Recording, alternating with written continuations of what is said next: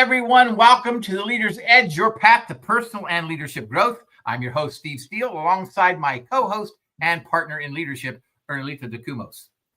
As certified speakers, coaches, and corporate facilitators, we're dedicated to bringing you powerful principles to fuel your leadership journey and personal growth journey.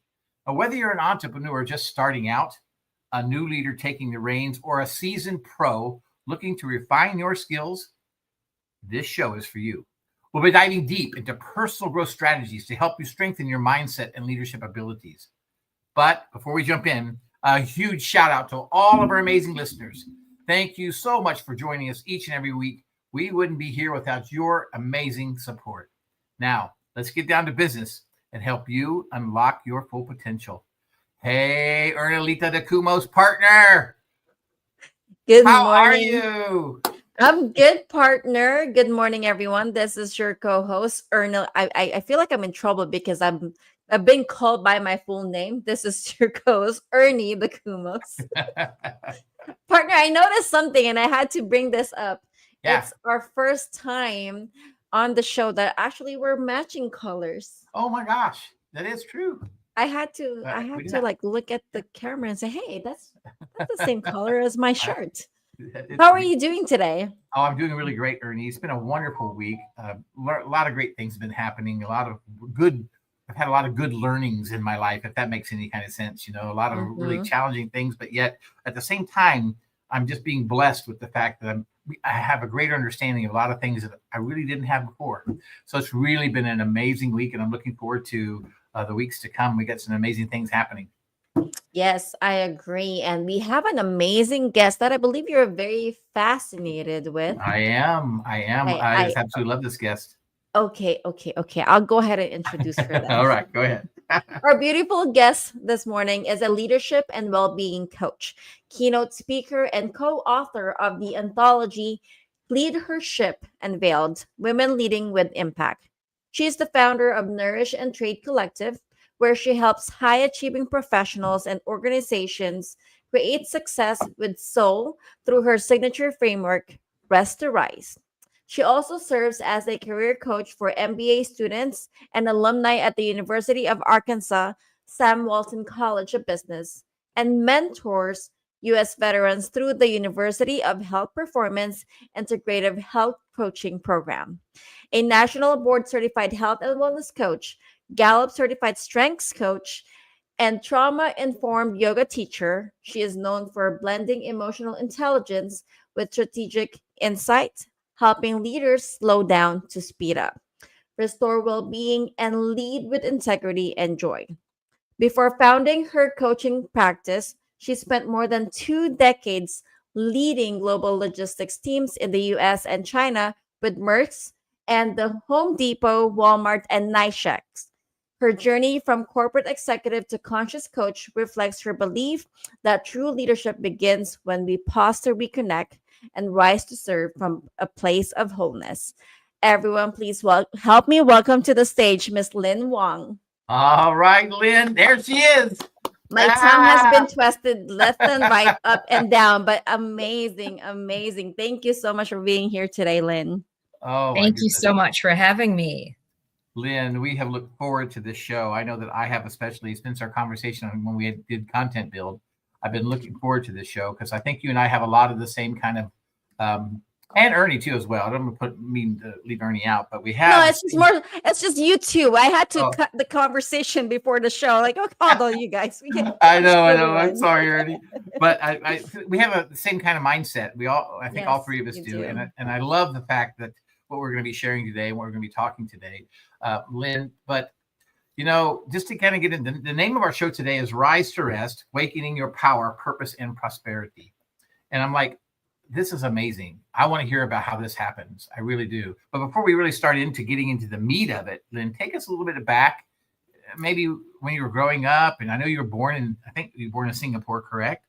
So kind of tell us a little bit about your journey as you were growing up as a child and moving forward, and how, where you've come today. Yeah, well, thank you, Ernie. Thank you so much for thoughtfully reading that long bio. I really do sound like an overachiever, but hopefully that creates a lot of resonance with your listeners as well. I was born and raised and educated in Singapore, a little red dot on the maps that depict Southeast Asia. And Mm, growing up in a country that is born of international trade, I was always very conscious of the world. And so was everybody else that, I lived with. And growing up there afforded me a view of the world, both through TV and the ease and proximity of traveling, whether it was, if you're 2 hours in the car, you're probably on your way into the next country, Malaysia. Mm. nice. In less than 45 minutes in the air, you're, also in a different country, like probably in Indonesia or something. And so this sense of worldliness, I didn't realize would be the thread of my life. And so I graduated in Singapore, got my first job with an international company, and very quickly helped me appreciate how people around the world, different accents, different job titles, kind of come together to move stuff that's of importance, whether it's Yeah. teas or Christmas trees. And that's the benefit of working with a world-class shipping line and logistics company. And then through them, I got the opportunity to not only travel, but also take a job overseas, which is what brought me to the US. And what was supposed to be a 2-year expat assignment opened up doors to choose another international assignment or to stay on in the United States, which I did choose. And with the planned but unplanned, I would say it was sort of that it was with intention, with consciousness, not over planning, that then my career then opened up to bring love, lessons, and all sorts of fun stuff into my life that brought me overseas again, where I got to spend almost 5 years living and working in China pre-COVID. Mm-hmm. That was extraordinary. And it was time to come back into the US and continue, in meaningful work. And somewhere along the way, I lost track of my health. And as I look back, I realized there was no other way but to have gone through the path the way I did, because it is my path. And when I lost track of my health, or as my, business coach once said, well, if you don't take the breaks, the break will come take you. That's right. Mm-hmm. That is right. And so I had the, I guess, awareness, or maybe it was surrender. I'm still reflecting on it, depending on the day, to surrender to the rest. And inside the rest, discovered so much more. And fast forward, here we are. That's what's going to talk. That's what we're going to talk about today, right? Yes. That's amazing. I know that today we're going to break it down to 3 categories, since we have 3 segments. And the first one is rest to rise.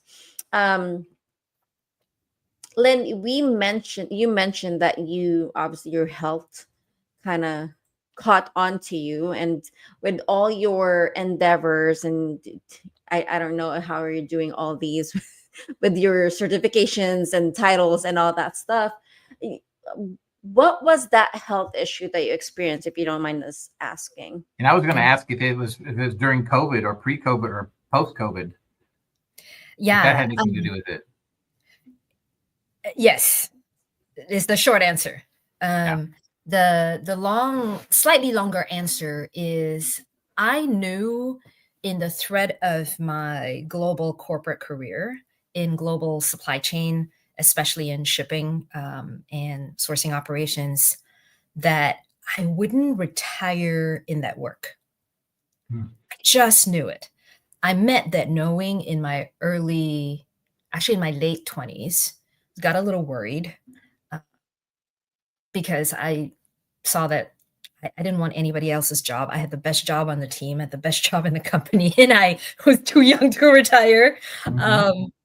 And actually, that is actually the beginning of my leadership practice, because then I realized that work was about being in service of others. And some of that thought thread followed me as I changed companies, but stayed in the global logistics and shipping industry. And finally, only allowed myself to graduate, after 2 decades. And in that context is important because there was a tug, there was a sort of an alignment opportunity about what do I want to get up and do more of every day that feeds me and serves others. So it's got to be regenerative, right? Mm-hmm. So that undercurrent was there. And when COVID happened for the world, I was one of those that made a seamless transition to working remote because I've always been on global teams and my family's around the world. So it's my normal to just work wherever there was Wi-Fi and a computer. During that season, I got to witness our shared humanity at a whole new level. Ernie and Steve, you all travel. So, you're always welcomed with people who are kind, break bread, share smiles, right? And mm-hmm. I got to see all of that with intensity during COVID and was just wondering again, okay, what is the work I need to align to? And it's no longer the job title or the company, because at that point, I was closing in on a decade in Fortune 1. And believe it or not, I loved it. But I was also falling out of love with the work. I was clear I loved the people, but the job title that I wanted or was looking for wasn't like to be found. Mm-hmm. That intersected with catching COVID. And while I checked all the good person boxes, I had my sanitizer, the mask, I stayed home, I vaccinated. 6 feet distance. Yeah, everything. Right? Everything. Yeah. I caught COVID in the strangest possible way. It was so strange. I work from home. I was out on a walk. Somebody was on a run and came sort of around the curve, like ahead of me. And it was just strange because it was just my husband and I on the path. And this woman turns around and she says, sorry, I'm running that far away to give you all distance because I have COVID. And she ran off. Ooh. And it was really strange because it was just 3 of us in the park at that moment in history. But 2 days later, when I started to just feel really, really bad very quickly in a matter of hours, I was like, I think I have COVID. Mm. Anyway, that led to 10 days of quarantine in the main bedroom in our house. My husband lovingly took care of me, but there was 4 days of coughing out my lungs nonstop. And it was inside one of those 4 days that I asked myself, why am I still here? Or maybe I heard a voice, like, why am I still here? Take my life. Let someone else's grandma, grandpa live. Like, I am complete. I am grateful. And perhaps it was the subconscious invitation to explore the question that then several months later, when I was trying to figure out, do I have long COVID? Like, what's going on with my body? That one day I literally could not get out of bed. Like, it was like a weight blanket. Yeah. And I knew I didn't have a fever, but I just couldn't get out of bed. And it was sheer exhaustion. And there was, again, another sense of knowing that this was the beginning of the end. And I had a choice, right? I could fight to go back, or I could surrender to do more of what my body was guiding me to do to get well again.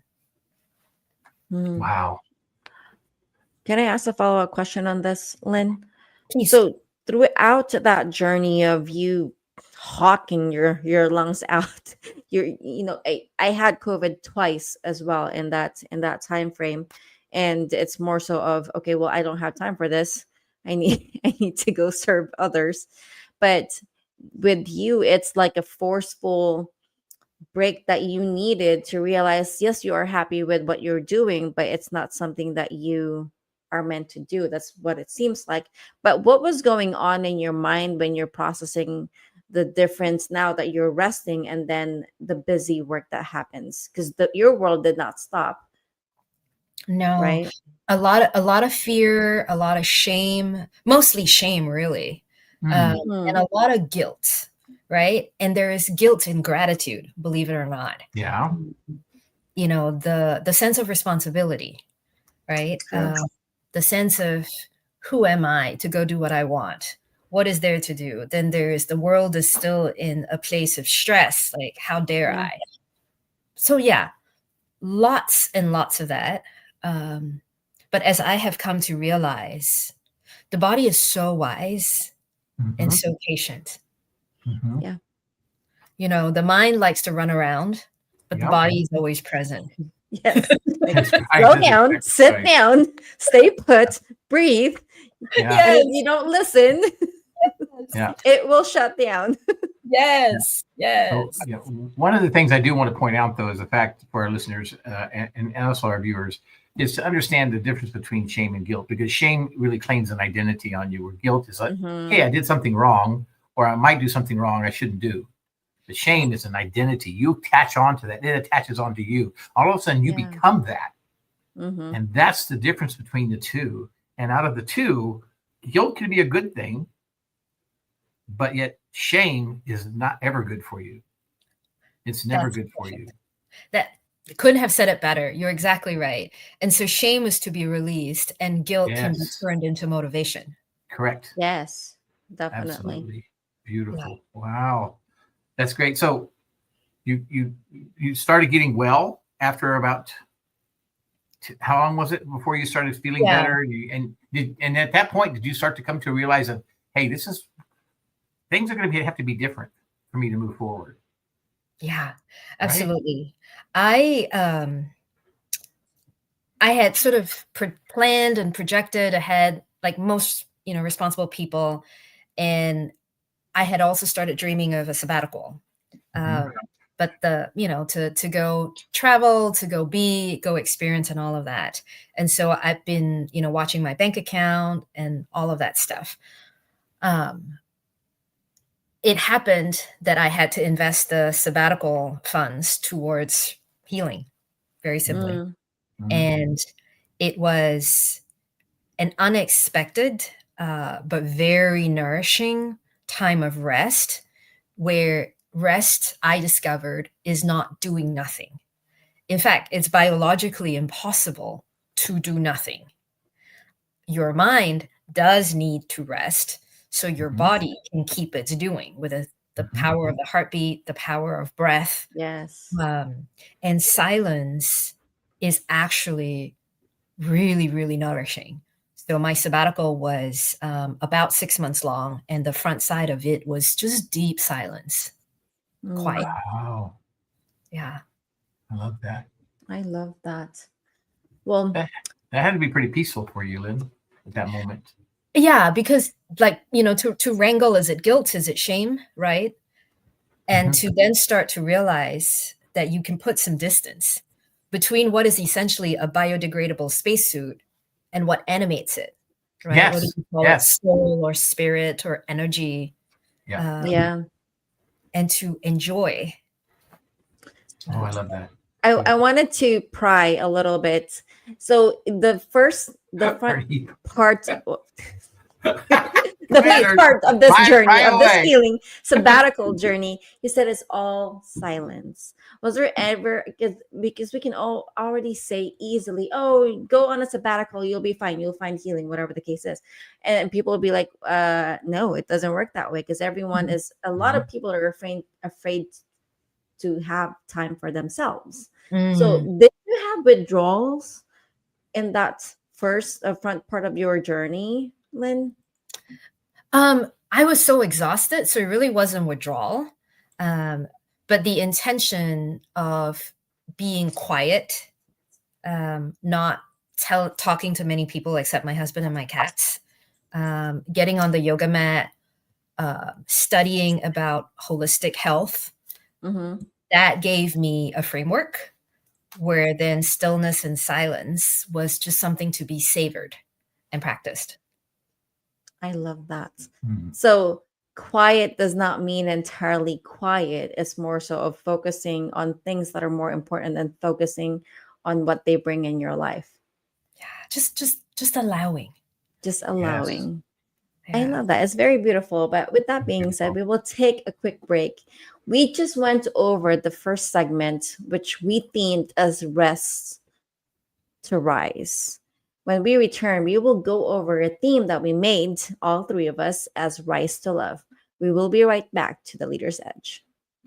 Do you want to grow a team of transformational leaders who can take your organization to the next level? Do you want to attract, retain, and develop top talent? Do you want to leverage generational insights and improve your employees' communication, interpersonal, and productivity skills? If your answer is yes to any or all of these, you are in the right place. Steve Steele and Ernelita Dacumos, hosts of The Leader's Edge, are seasoned coaches and facilitators with Maxwell Leadership Team. They will leverage leadership content, tools, and resources to help turn your leaders into transformational leaders with influence and impact, so everyone wins. This highly effective program not only provides the knowledge and skills necessary to lead, coach, and communicate more effectively, but Steve and Ernie have resources available to impact others throughout your organization so that everyone can be led well. So contact us at pathtoleadersedge@gmail.com and let Steve and Ernie help grow your organization by creating an influence in which others want to engage.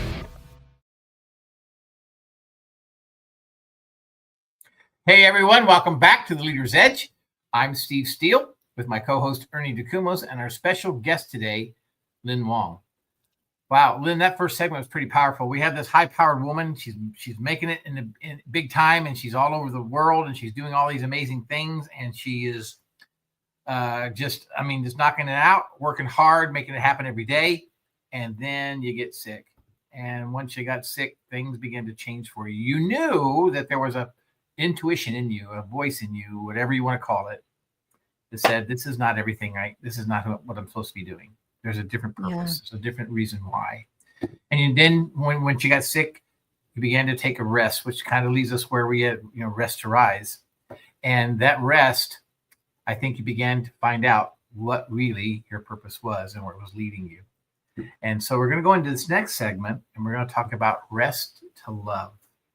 Rest to love. And I love this because I love this section because I think this is a real beautiful time that we can actually share a little bit about, being present, being in that moment, and really understanding what it is to have that power, that purpose, and that prosperity in your life with love.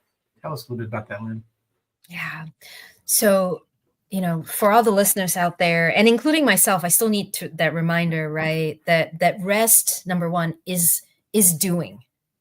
Yes. It is biologically impossible. You would not be listening to this, show if you're not alive, and which means you're doing something. Mm-hmm. It's just that you have to acknowledge that your mind doesn't do everything. The mind is a powerful servant, but a terrible master. Mm-hmm. And so, resting is doing.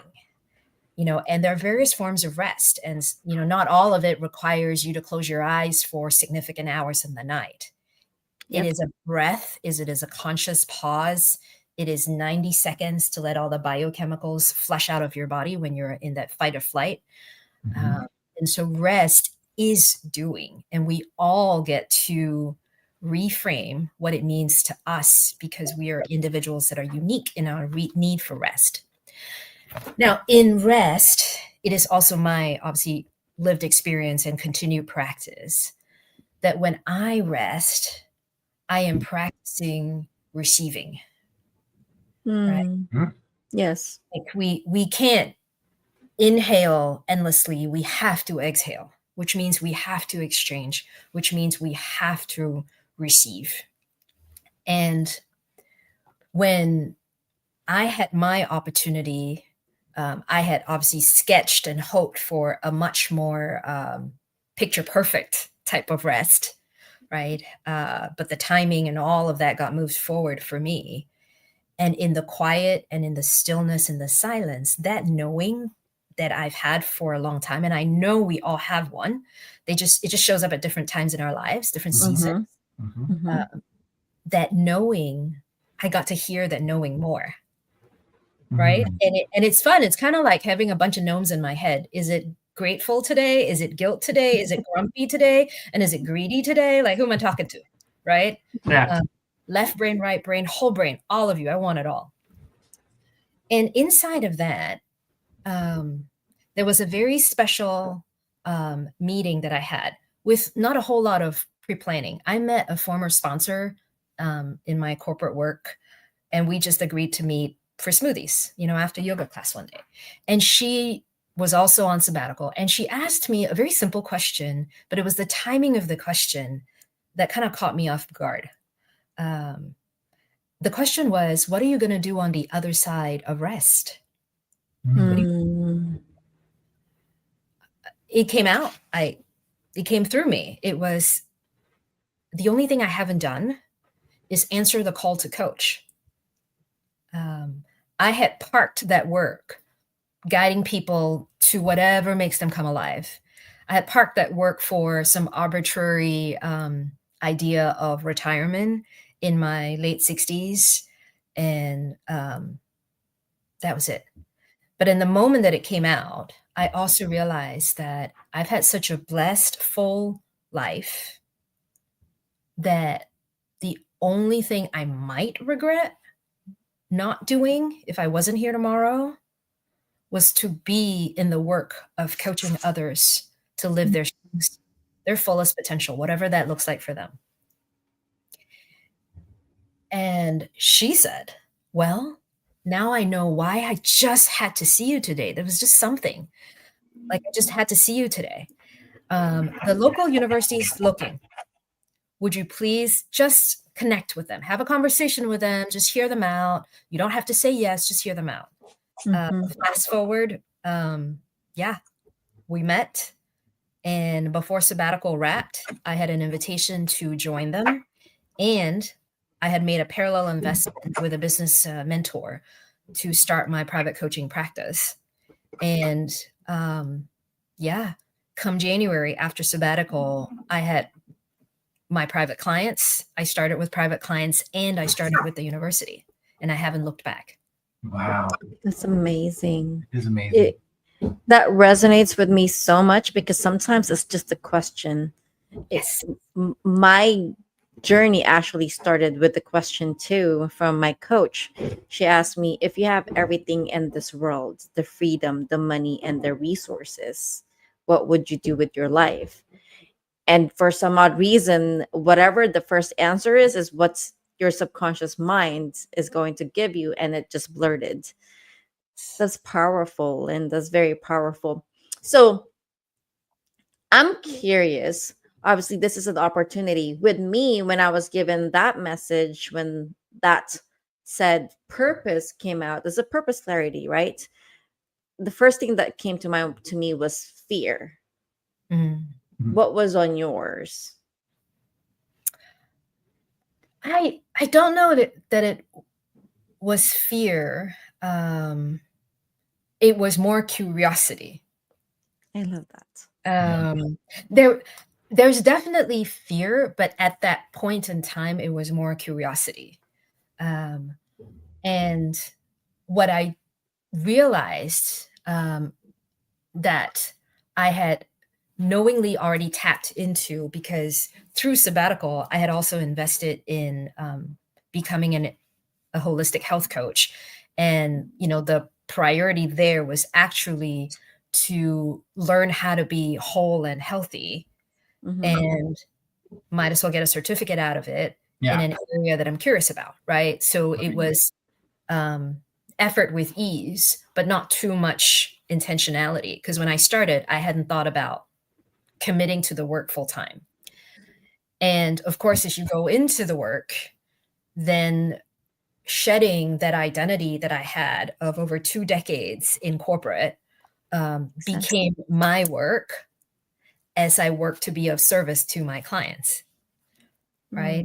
And discovering new muscles, right. And discovering the source of inspiration, which for me is love, helped navigate a lot of the unknowns and the creation of that fresh identity the larger identity of my service. Wow. Right. Yeah. And it's that summary of that season is really around rising for love, because love is regenerative, right? Love is what powers the zone of genius versus the zone of competence. It's pretty simple. It's the more energy you give it, the more energy it gives back to you. Right. Right. Like a healthy, sustainable kind. Yeah. And love isn't perfection, and love isn't just like, all good things, right? Yeah. Love is love also because there's an acknowledgement of fear. Yeah. Yeah, exactly. Lynn, let me kind of just digress just a little bit here. And, basically in our human state, we have, basically there's two human states. Basically you have your human state of, being a powerful state in your life, where that's where love is, joy, all of those amazing things that we experience. And then we have a primal state, is where stress, anxiety, fear, and all those, we cannot occupy the same space at the same time. It's impossible. You cannot occupy that space. So you're either in a primal state or you're in a powerful state. Now, here's the question that I have for you. There are people out there listening that are experiencing the very same thing that you went through, that Ernie's gone through, that I've gone through, but they don't know how to get from primal state to a powerful state in their life. What does a person do to actually move themselves from being in that fear, anxiety, stress, to a point of joy and love and experiencing Curiosity. all those good, curiosity, all those amazing things that really help move them forward? Because as well as I do, stress and fear and anxiety, those don't move you forward. They hold you. They keep you stuck. But joy, love, and all those do move you forward. Because where energy flows, what is it? Where energy goes, energy flows. Is that how it's? Where attention goes, energy flows. Yeah, That's attention is the word that I'm like, wait. Thank you. So, Lynn, how does one move from one primal state to a more powerful state in your life? Yeah, I have been on a journey of trying to simplify all the things I get to intellectualize about. And it has come down to this, a very simple gesture. It's just your hand on your heart. Because the moment you place your hand on your heart, two things have happened. You have an intention, hand to heart. And two, you'll feel your power. Feel your heartbeat, right? So there are three things that are, there are more than three things in life that are free and equal. But those first three to always remember is your heartbeat and your breath, right? They're kind of synchronistic. Yep. Yeah. The heartbeat is the first sort of medical sign of life. The breath is the first sort of mental or spiritual sign of life, right? So they're really synchronous. And will. We all have free will. Some people call it choice. Yes. Right.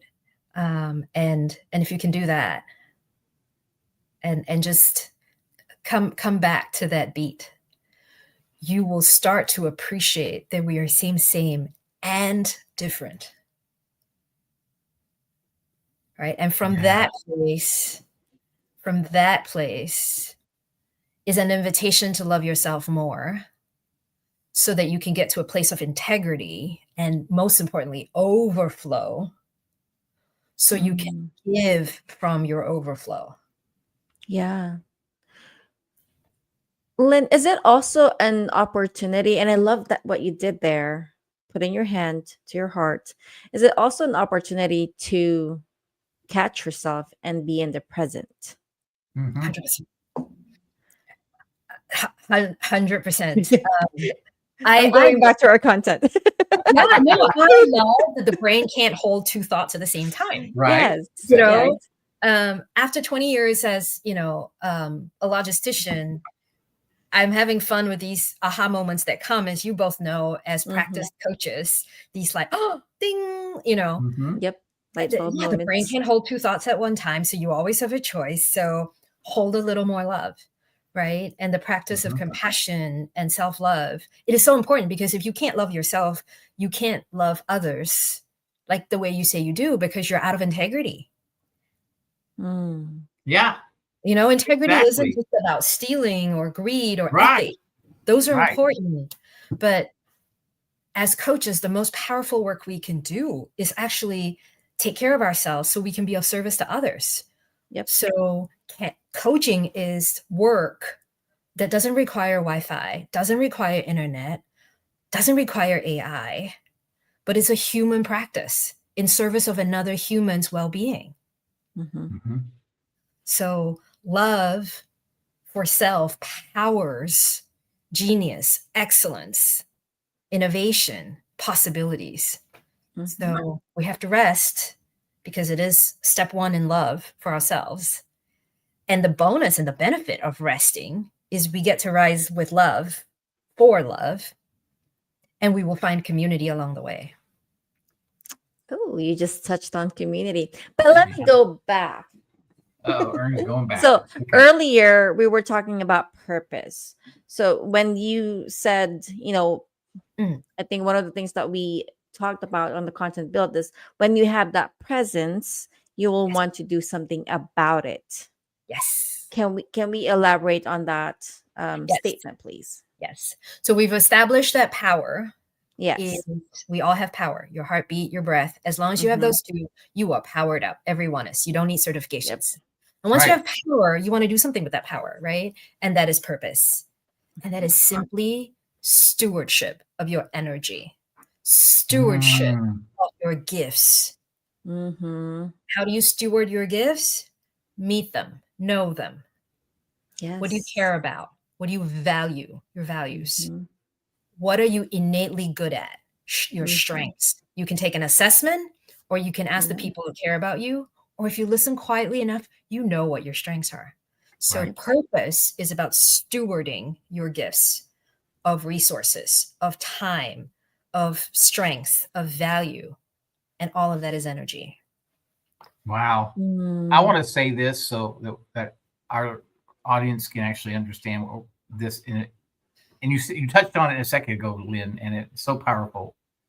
But we are really, with the energy that we have as human beings, we are actually spiritual beings having a human experience. We're not human beings having a spiritual experience. It's the other way around. We're all spiritual beings, and we having a human experience. And what we do with that, the energy that we place in that, places that we go with that, is what makes a difference in people's lives. Yes. And so, which moves us into having that purpose, and that purpose of how we serve others moves us into more of a community. And I think we're going to talk about that in the next segment a little bit, about community and how we serve our communities and what we use, how we can make those things happen with where we're at in our particular life and on our journey. But I wanted to make sure that we understand that's really important. And this whole thing about, having a primal state and having a powerful state, that powerful state moves when you're in that love and that joy, and you're in those areas that you really care about, the people that you care about, the things that you're doing mostly in your life.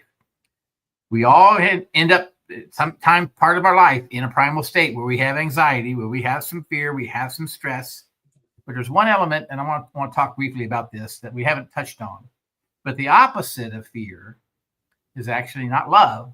It's actually faith. How does faith play a part in it, Lynn, when you're going through this process? Yeah. Faith is simply knowing that you are part of something greater. It's simply asking the question of, where does my heartbeat come from? Where does my breath come from? And trusting it joyfully. Kind of surrendering. Does anybody ask where Wi-Fi comes from now? No. What is the internet? Nobody asks that, right? We're freaking out over AI. Yeah. But faith is that knowing that you are a reason, you are part of a bigger reason. And that energy of oneness connects us all. And if you have a religious practice that nourishes your faith, lean into it. Absolutely. Absolutely. Wow. Powerful stuff. It Powerful is. stuff. It's deep thinking. It's deep thinking, and I love this. Yes, my brain hurts. Just kidding. Just kidding. With that, I would like to take a quick break. We talked about on the first segment, rest to rise. In this segment, we went over rise to love. When we return, we mentioned the word community twice. We will go over rise with community. We will be right back to the Leader's Edge.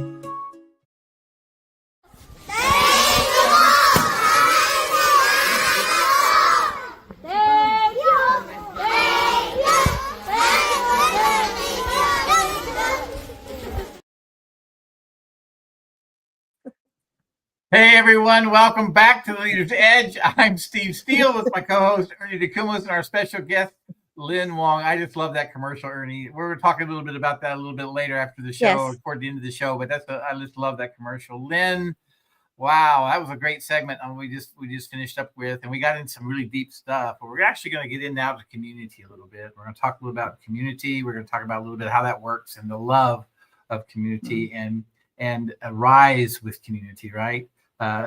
Rise of individual collective people. So share with us how this kind of works within the segment that we're studying here. Yeah.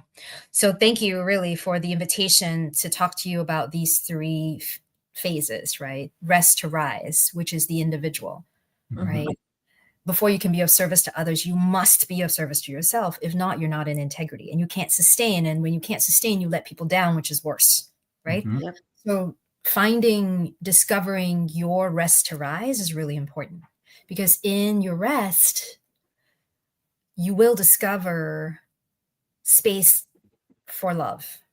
And when you discover the work, which is also the creation of value, right? That's what work is, creation of value for yourself and others. When you discover the work that gives you love, so the more you do it, the more you're elevated, energized, and the more people that you love on are also energized, then it makes complete sense to come back into community, right? I say back into community because one of the things we don't do well naturally is rest to rise with ourselves. And communities are incredibly important because they are gatherings of choice. And it is so important that as we move through the seasons of our lives, that we are not only skilled at beginnings, that we're also skilled at completing. Just as we have moved through school, right? When we go into school, we know there's a start date and an end date, the amount of tuition and X number of exams, and then we graduate. Yep. Or we leave, right? Sometimes we take some parts of it, but there is a part where we complete and we never go back, right? We could benefit by taking that same mindset or that framework into the communities we exist in. These communities help us reframe, refresh, as well as revive, right? Steve, you mentioned earlier that important distinction between shame as an identity and guilt as a call to action, right? A motivation for action. I know that in my sabbatical, I intentionally and was also drawn into communities of strangers. I very quickly realized I had a choice as to how I would introduce myself. Right. I could lead with apologies and caveats, or I could simply introduce myself as being present. And on those days where I have extra energy is what I'm working towards. It's all in my head. I actually have ownership, you know? It is. And so community, and you can't see it, right? You can't unsee it. There's an I and a you in community.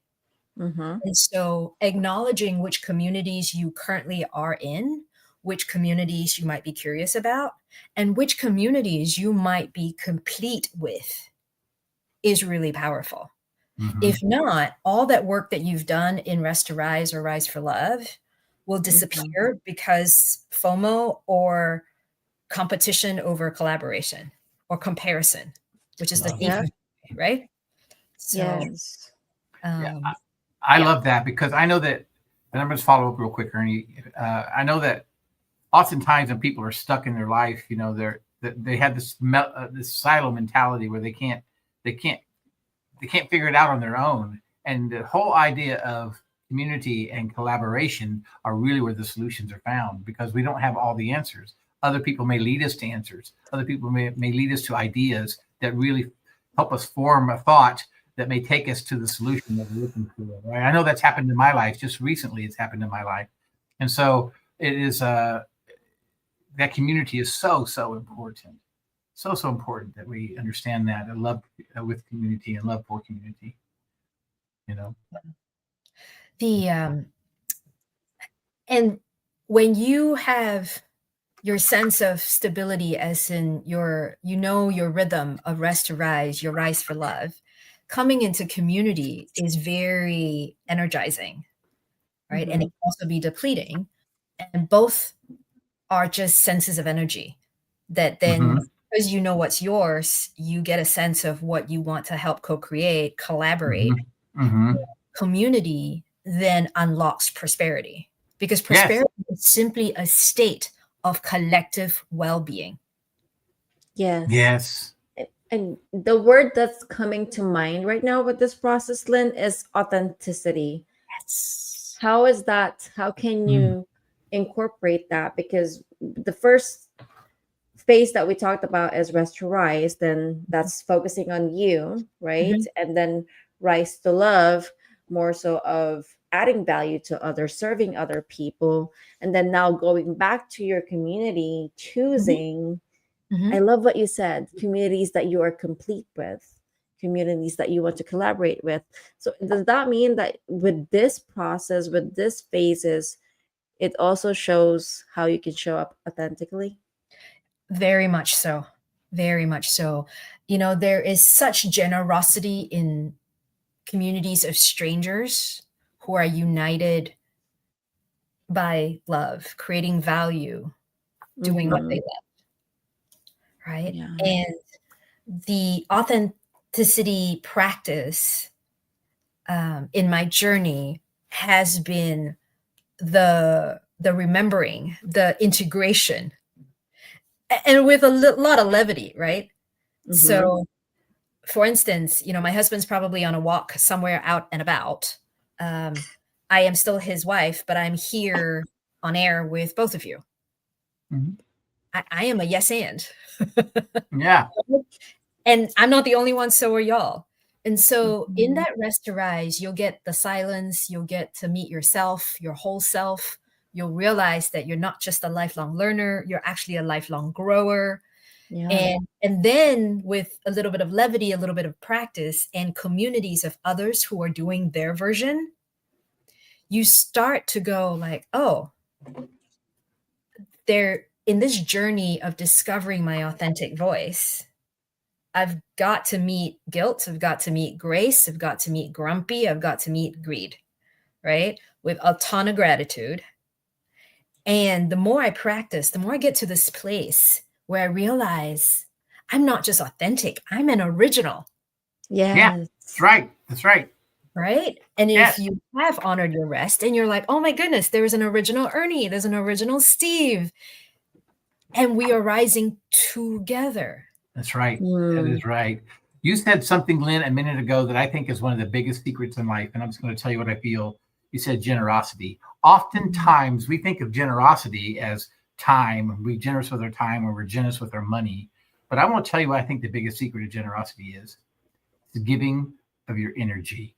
Yes. That's what I believe. I wholeheartedly believe that. That's the biggest secret in life, because every interaction and exchange you have is energy with Yes. any kind of person. And when you offer that, when you give that, I think, and my belief is that is probably the biggest secret of life that you can give them, is that exchange of your energy.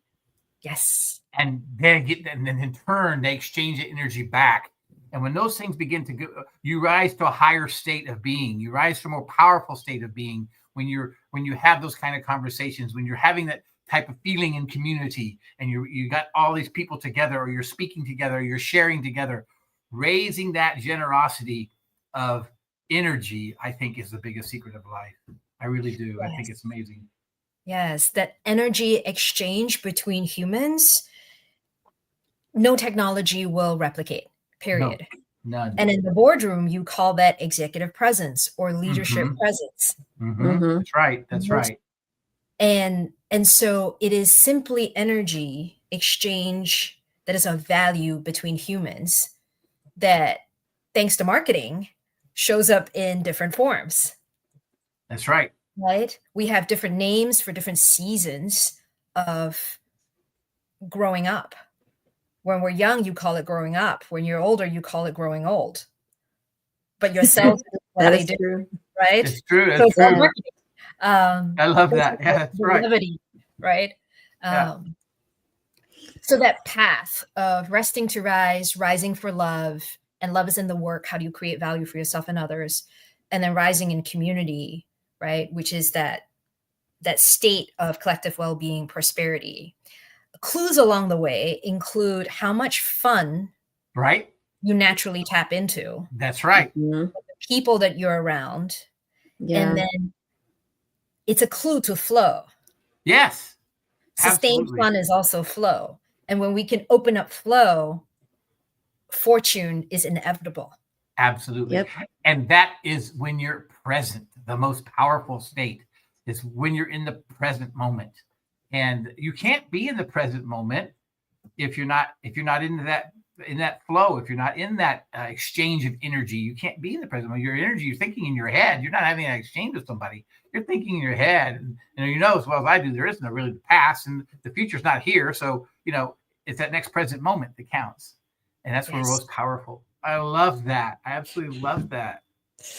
That is awesome. It's incredibly in this time in history as well to be open to these practices of resting to rise, rising for love, and to rise in community, because more and more of the traditional institutions that have served us well have to be retired. They no longer serve us. Yesterday, the penny was finally complete. It took 232 years. Yeah. And it's untenable, also known as not sustainable, because it costs 4 cents to create 1 cent. That's right. Yeah. But this is where it's a human-made decision and human-made product, but it took 232 years. So it is tough. It really is tough. But it must be done, because then we get to take back that energy, alchemize it, make it healthy again, so we can go create our future together. Yes. Right. I definitely agree. Love it. Lynn, this has been a very fruitful, powerful, and intuitive content that we've done today. I'm sure our listeners are curious and viewers are curious. What are you currently working on, and how can they connect with you? If I can still talk. No, thank you for the invitation. And the timing of our reunion couldn't be more perfect because I am crafting some coherence around what I believe is the rise of the individual collective, which is same, and different, right? Celebrating that to really create flow in the supply chain of possibilities. We have everything we need. It's just in like strange places that we just need to kind of come in together. Because when you work in the supply chain, it's like the world's endless baton race. You know, we're all connected, not just in a network form, but there is a sequential partnership that we can all choose to engage in. So I'm working on clarifying that into my coaching and speaking offerings in 2026. So if anyone has a perspective they'd love to share, I would love to hear from them. Oh, that's beautiful. That is beautiful. Thank you so much, Lynn, for that. I greatly appreciate it. But Ernie, I want to say something right before we close, Ernie and I wanted to share again with you this December, actually the 23rd, about 2 weeks away, we're flying to the Philippines for Christmas for the Natives, a beautiful tradition bringing joy to the Ada children of Iram. Yes, that's right, partner. And what started with just a few gifts for 50 kids has grown into celebration for hundreds, 900 to be exact. Yeah, maybe more. We'll be there in person to deliver shoes, toys, and food packs, and most importantly, love and laughter. Ernie, we're actually going. And if you'd like to support this mission, you can find the donation link in the show description to reach out directly to Ernelita at 707-759-8860. That's 707-759-8860. Yes, and every act of kindness counts. Thank you in advance for making us or helping us make this Christmas for the Natives unforgettable. Absolutely, Ernie. And Lynn, Ernie, next week on the Leader's Edge, Maxwell Leadership Team member Eber Mania joins us to talk about love languages. So tune in next Thursday. And always, Lynn, oh my gosh, what an amazing day. Thank you so much for everything. Thank you for the wonderful talks. We've got a lot more to talk about, Lynn, honestly. And after the show, we'll talk to you about that. But thank you so much for being here. Awesome. Thank you so much for having me. You bet. Yes. And just again, thank you, Lynn, for such an amazing content. And just a reminder, you can find the Leader's Edge on Apple Music, Spotify, YouTube, and iHeartRadio. If you find value in these conversations, which Steve and I found so much value, please subscribe or follow to stay connected or share it with someone you love. We wanted to say thank you to all of our listeners and friends because without you, the Leader's Edge would not be possible. We are grateful to have you here and so excited to connect with you next time. Bye for now, everyone. Bye, everyone. Bye for now.